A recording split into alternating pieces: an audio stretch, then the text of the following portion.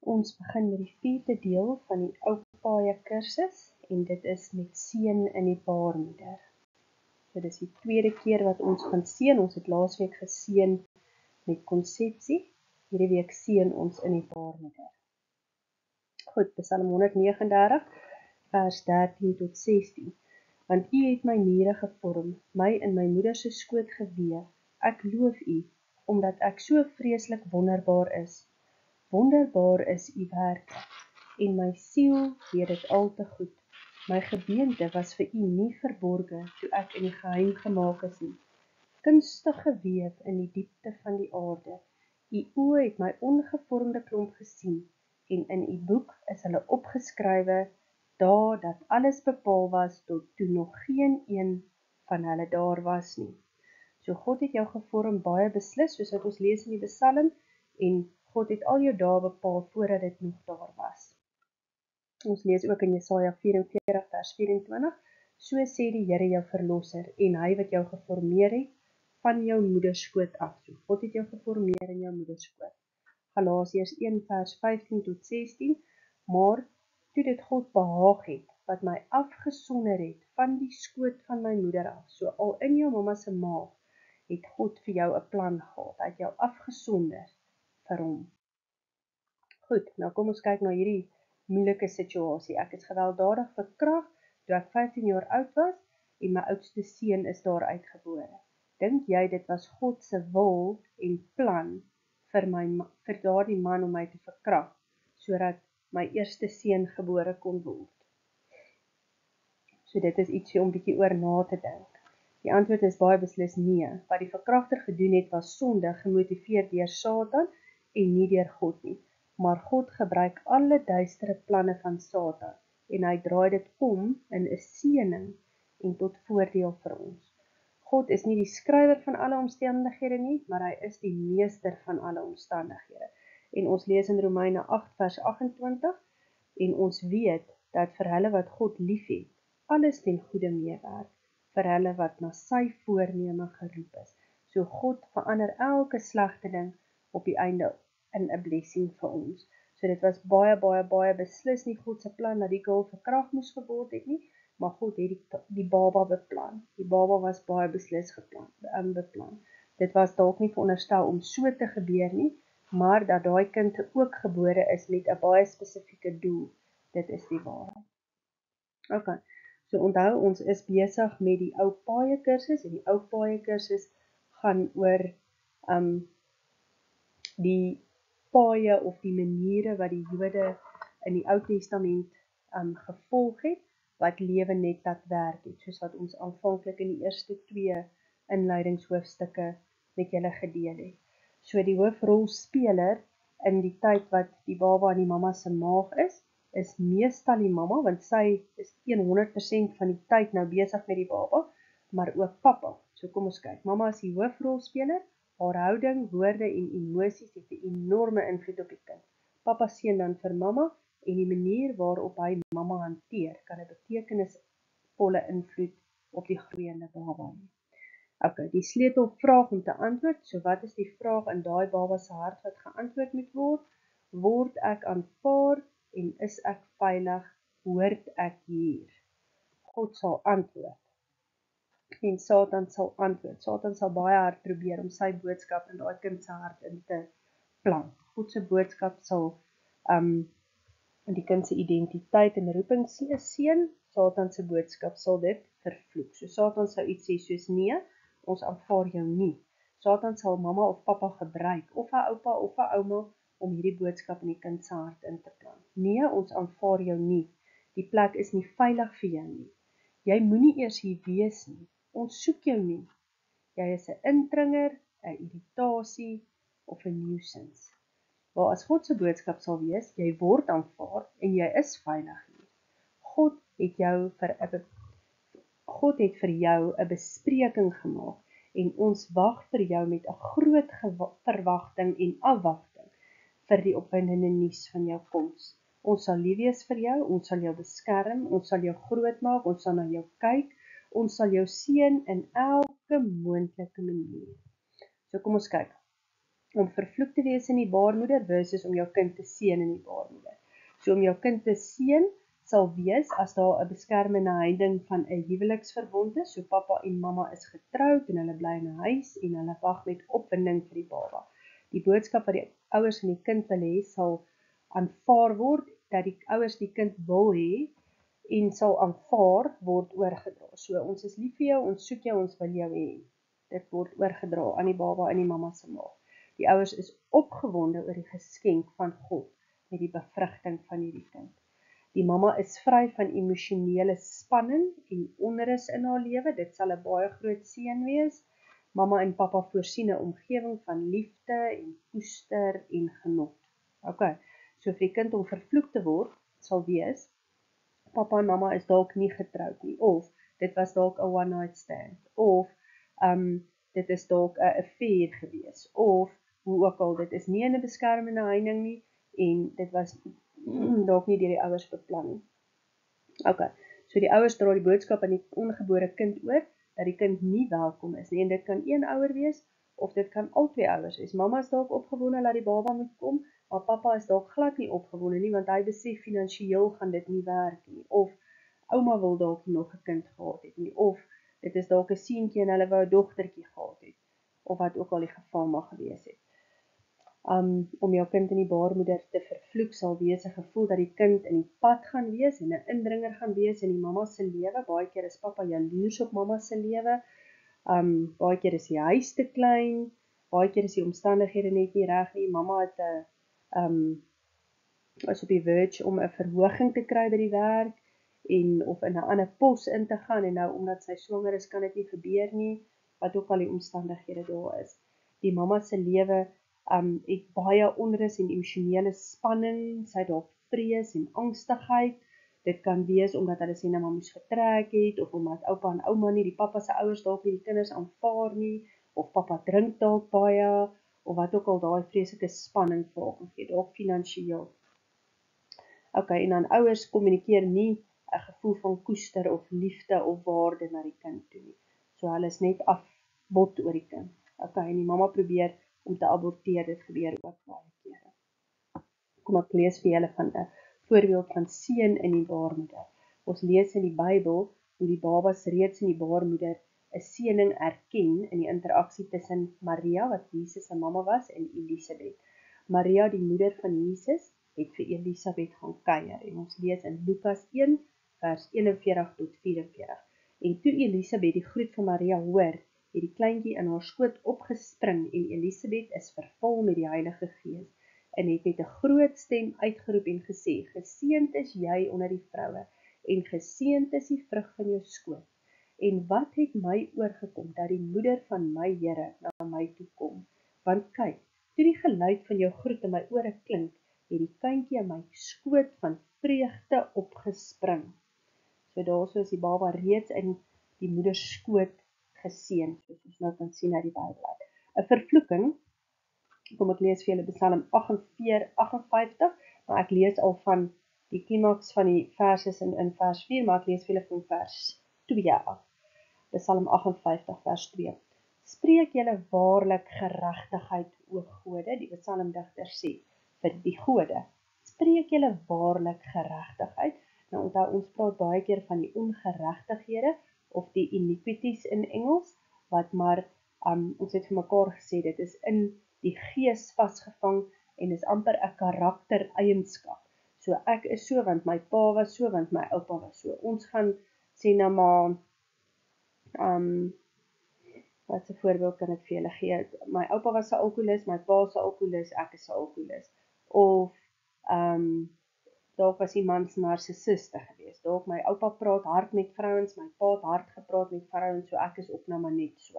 Of wat ook al die ding is wat vasgevang is in jou, wat 'n karaktereienskap in jou geword het, as gevolg van jou generasie. Okay, nou sê die psalmdigter: Spreek julle waarlik geregtigheid, o gode? Hy vra vir julle, waarmee is julle besig? Wie is die gode? Onthou net, 'n afgod kon jou 7 generasies terug al vasgevang het, en nou is daar net 'n simptoom wat oorgedra word, wat daai afgod of daai wou ongeregtigheid in stand hou, né?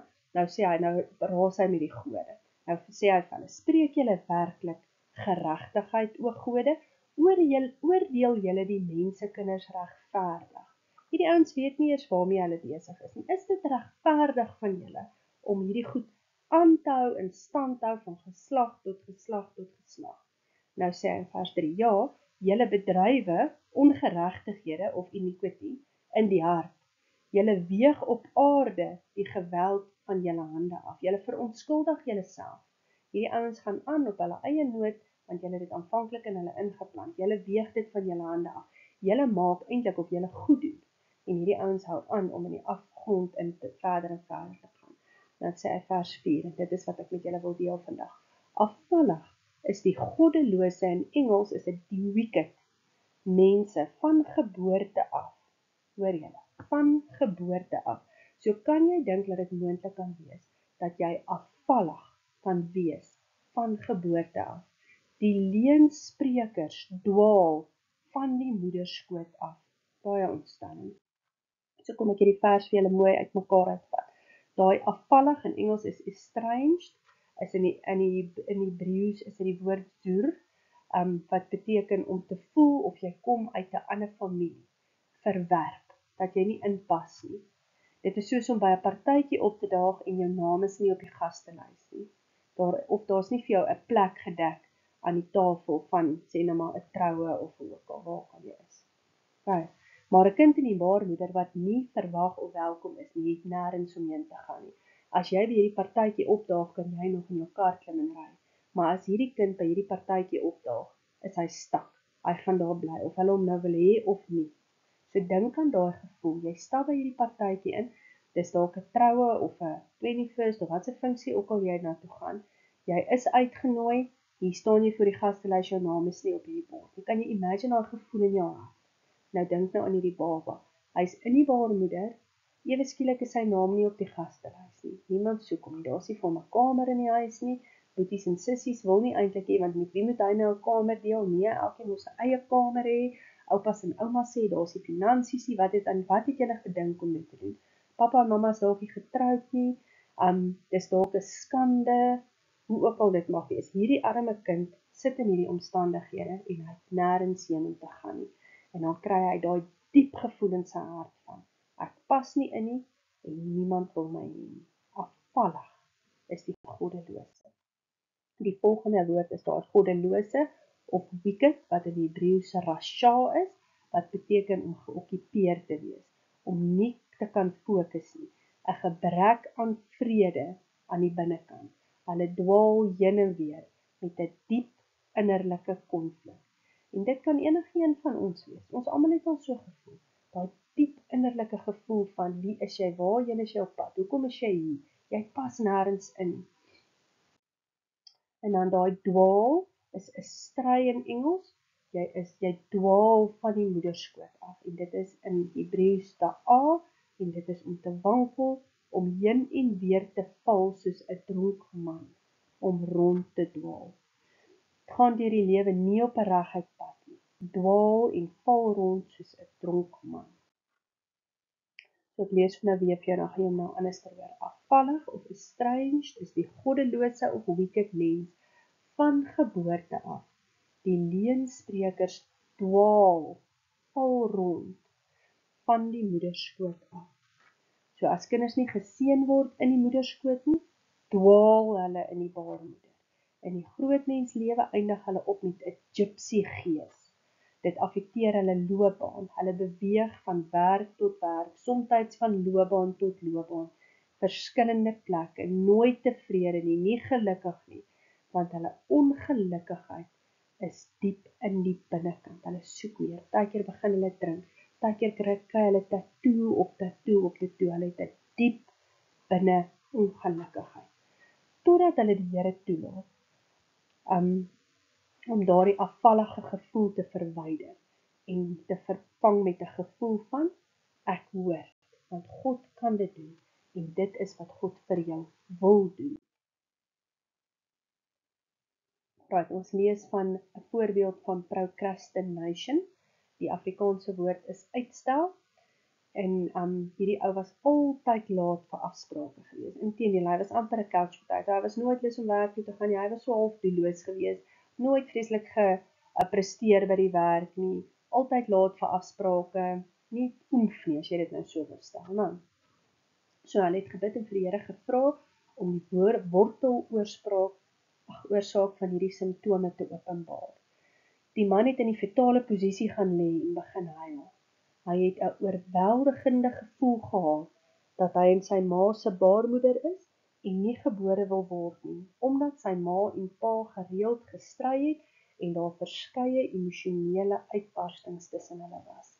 Dit was warm en beskik en veilig in die ma se baarmoeder en hy wou nie in die vyandige omgewing wat hy buite gehoor het, gebore word nie.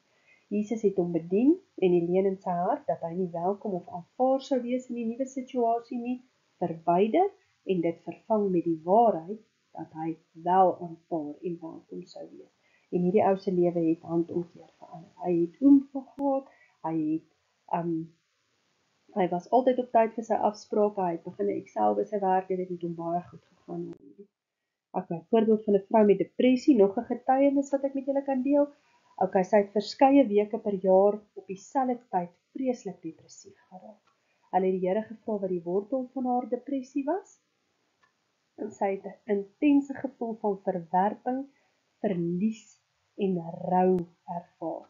Sy het die Here gevra om aan haar die oorsprong hiervan te wys. 'n intense hartseer het haar in die baarmoeder oorval. Okay, en toe het dit uitgekom, sy is in Holland tydens die Tweede Wêreldoorlog verwek en het haar vader nooit geken nie. Die gevoel van intense verlies is aan haar oorgedra toe haar ma die nuus gekry het van haar pa se dood. So sy was binne in mamma se maag en hulle het laat weet dat pappa in die oorlog dood is. Die Here het hierdie intense gevoel en leuns wat daarmee gepaard gegaan het. So dit was vir Satan die ideale omstandighede om op daai stadium met mamma se hart wat oop is en met mamma wat baie emosioneel is, 'n boodskap in Sissie se hart in te plant. Jy is nie welkom nie, jy is nie veilig nie. Ons kan eintlik nie nou na jou kyk nie. Okay, en Jesus het dit vir haar verwyder en vervang met die seun wat hy wou hê dat sy moes gehad het in die baarmoeder. Baie interessant is dat die tyd wat daai depressie elke jaar aangekom het, was presies die tyd, presies die maand waarin mamma die nuus gekry het. En dit het met hierdie vrou ook baie goed gegaan. Daarna haar depressie was heeltemal weg gewees. Okay, so hierdie wat ons nou gepraat van depressie en ons het ook gepraat van procrastination, nog gevoelens wat 'n mens kan kry of simptome wat jy kan kry as jy verwerp is in die baarmoeder of vervloek is in die baarmoeder, is verwerping. Depressie, soos ons gesê het, vrees, vreemde vrees, net altyd bang, weet jy hoekom nie, welis, wat ons gesê het, is mos las, so seksueel van aard, woede, skuldgevoel, die gevoel van, ek is 'n fout, ek het nie gevra om gebore te word nie, ek hoort nie hier nie, moeilikheid, moeilik om liefde te ontvang, as gevolg van 'n vrees van verwerping, en dit affekteer die huwelik. Okay, so wat het God gedoen in die Hebreëse kultuur om dit te verander? Om mee te begin, die wet van Moses, was een van God se beskermende meganismes. Ons het laas keer vir mekaar gesê, dit het gegaan oor capital punishment, so mense het nie dood eenvoudig nie buite die eg swanger geraak, want hulle is dan doodgemaak. Kulturele houding teenoor kinders, so met ander woorde, dit was 'n ongelooflike groot seëning om in daardie tyd kinders te hê, nie soos vandag wat ons kies of op kontrasepsies gaan om nie nou te kry nie, want dit pas ons nie nou nie. In daardie tyd is dit hoe dit was, as jy kon swanger word, as jy ongelooflik bevoorreg gewees. Okay, dan die beskermende heining van die huwelik, wat demoniese kragte kon uitgehou het. Julle sal onthou, het ons laasweek gepraat en 'n getuienis gegee van die een seentjie wat met 'n perverse gees gebore is, omdat sy mamma saam met 3 of 4 ouens geslaap het gedurende die bevrugting. Okay, maar ook die praktyk om die verwagte moeder van die meeste van haar take te verlig in die latere stadiums van die swangerskap. So daar het waarskynlik 'n tannie kom bly, of 'n susterskind, of 'n ma self, of iemand het daar kom bly, wat die huis skoon gemaak het, en so aan, om te kyk dat die dat die moeder net aan die babatjie kon aandag gee. Ek bevestig net vir julle hier in die skrif, wat 'n groot voorreg dit was om kinders te hê. Kyk, seuns is 'n erfdeel van die Here. Die vrug van die moederskoot is 'n beloning, hoe mooi is dit. Soos pyle in die hand van 'n held, so is die seun van die jeug. Gelukkig is die man wat sy pylekoker daarmee gevul het. Hulle sal nie beskaamd staan as hulle met die vyand in die poort spreek nie, want hy gaan 'n backup hê. Nou, hy bou vir homself 'n army. So baie interessant en baie mooi hoe jy hierdie bymekaar kan sit. Dis hoor gou mooi, visualiseer. Die ouers is die boog, die pyl en boog se boog. God is die boogskut, soos God staan agter die boog. Nou, hy gaan nou die pyl trek. Die kind is die pyl, kinders is die pyl. So God, wat die skut is, vat die pyl uit die koker, dan span hy die kind, wat die pyl is, in die boog, wat die ouer is, dan mik hy daardie kind op 'n spesifieke punt, en dan laat los hy daardie kind in die groot mens lewe in, om 'n spesifieke teiken of doel te bereik. Maar as mense afvallig is van die baarmoeder af, mis hulle die teiken en val in die grond, totdat iemand kom, die pyl op die kind optel en dit terug na God toe bring. God sal die pyl afstof en regmaak en hervee en 'n nuwe voorpunt opsit.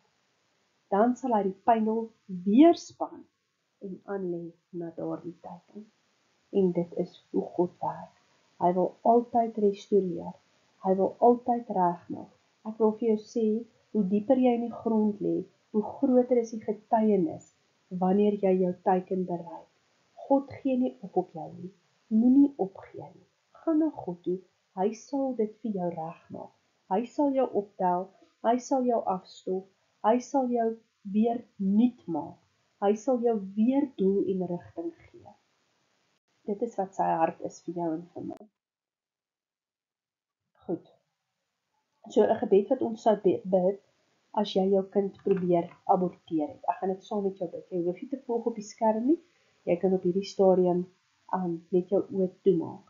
Okay, so om te probeer om jou kind te aborteer, is een van die kragtigste maniere om Satan se boodskap van identiteit in jou kind se hart te plant. Dit is slegte nuus. Die goeie nuus is egter dat Jesus aan die kruis gesterf het vir jou om jou sondes te vergewe en om gesond te maak en om te herstel en om sy boodskap van identiteit in jou kind se hart te plant. Okay, maak jou oë toe, ons bid saam. Vader, ek erken vandag dat ek teen U gesondig het en ook teen my seun of dogter te probeer het om hulle te aborteer. Ek erken dat abortus moord is en ek erken dat ek probeer het om moord te pleeg. Here, ek verloon die sonde. Sal U my asseblief vergewe? Ek draai nou weg van dit af. Ek kan nie betaal vir die sonde nie, maar ek erken dat Jesus Christus aan die kruis vir my sondes betaal het. Vandag ontvang ek die bloed van Jesus om te betaal vir die poging tot moord op my kind. En vandag ontvang ek vergifnis vir myself.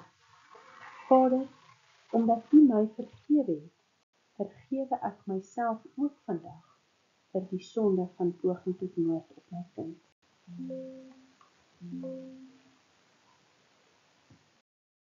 Ons gaan nou die baba seën of die kind. Here, ons seën nou en jy kan jou kind se naam daar insit. Ons kind in die magtige naam van Jesus Christus met lewe, gesondheid en vrede. Ons verklaar oor jou, sit jou kind se naam daarin.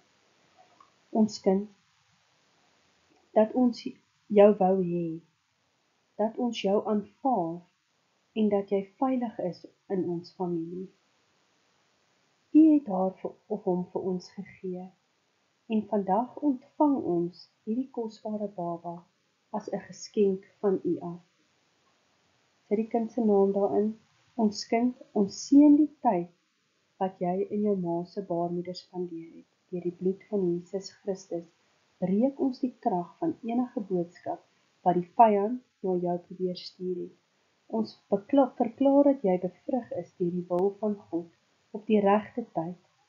Ons seën die dag van jou bevrugting en elke dag wat jy in jou mamma se baarmoeder spandeer het, tot die dag van jou geboorte. God het jou vir ons veilig gehou in mamma se maag. En jy is op die regte tyd gebore. Jy is ons kind, ons is lief vir jou. Ons ontvang jou as 'n unieke geskenk van God in ons familie. En ons dank God dat hy jou deel van ons familie gemaak het in sy spesiale en unieke tyd. Jy is absoluut uniek en niemand kan jou doel op aarde vervul nie. Ons seën jou lewe, jou gees, jou gesondheid, jou roeping, jou doel en jou plek in ons familie.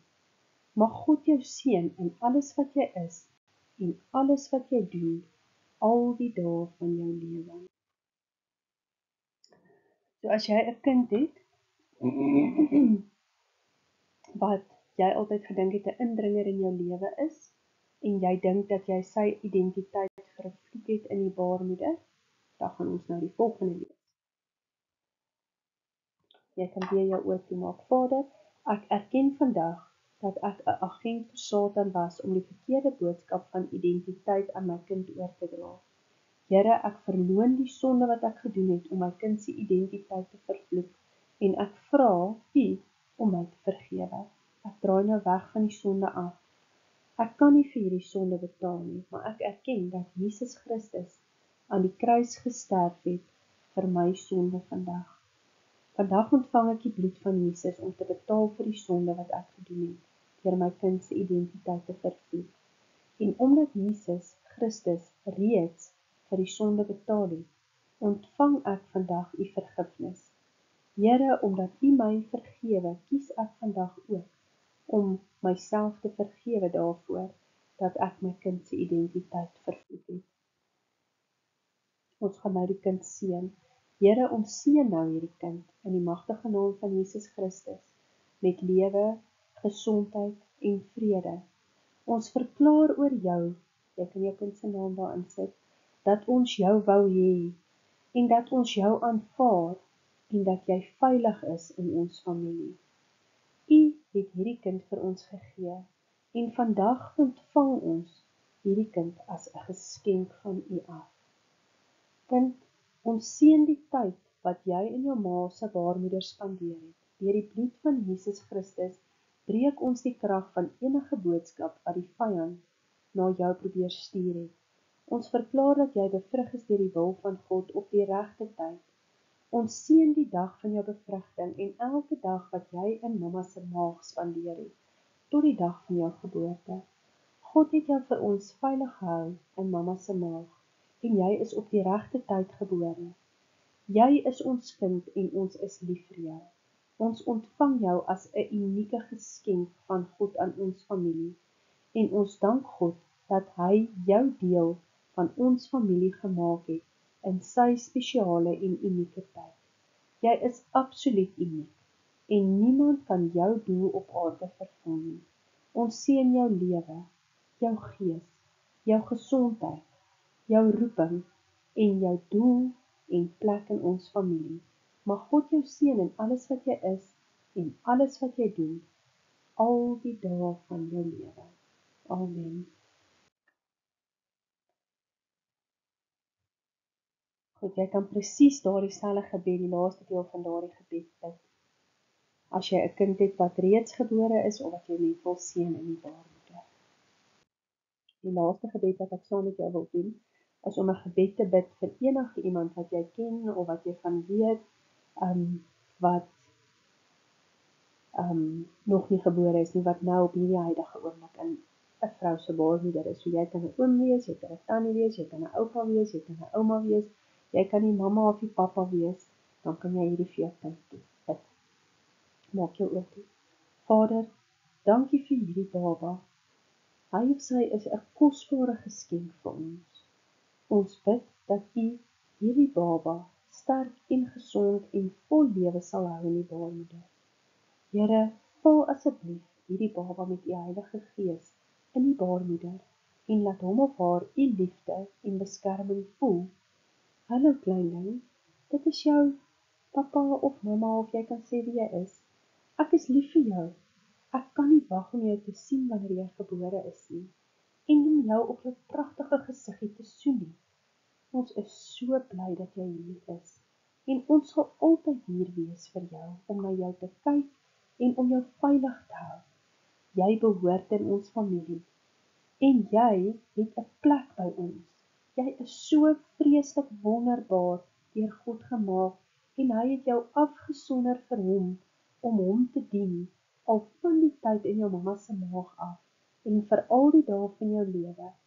Ek verklaar vandag dat jou lewe heeltemal buite perke is vir Satan en sy demoniese geeste. Ons verklaar dat jy toegewyd is in elke aspek van jou lewe aan die Here Jesus Christus en aan sy plan en doel vir jou vandag en al die dae van jou lewe. Jy is 'n seëning vir elke een wat jy ontmoet en jy kan God se guns in jou lewe verwag, waar ook al jy gaan. Jy is absoluut uniek en niemand anders kan wees wie God jou gemaak het om te wees nie, of doen wat God jou voorgemaak het om te doen nie. Ons wil hê dat jy moet weet, dat jy altyd veilig en welkom hier is. Daar is niks wat jy kan doen, wat sal maak dat ons jou verwerp of laat gaan nie. Ek seën jou gees vandag met die lewe van God. Ek seën jou verstand met intelligensie en wysheid. Ek seën jou emosies met entoesiasme, sekuriteit en vrede. Ek seën jou liggaam met fisiese gesondheid en lewe. Mag jy groei en ontwikkel in elke aspek, gees, siel en liggaam, in die persoon wat God vir jou beplan het om te wees. Mag jy bly in God se liefde en vrede vandag, in die naam van Jesus Christus. Amen. En amen. Julle moet 'n verskriklike lekker week hê. Ons sien mekaar weer volgende week.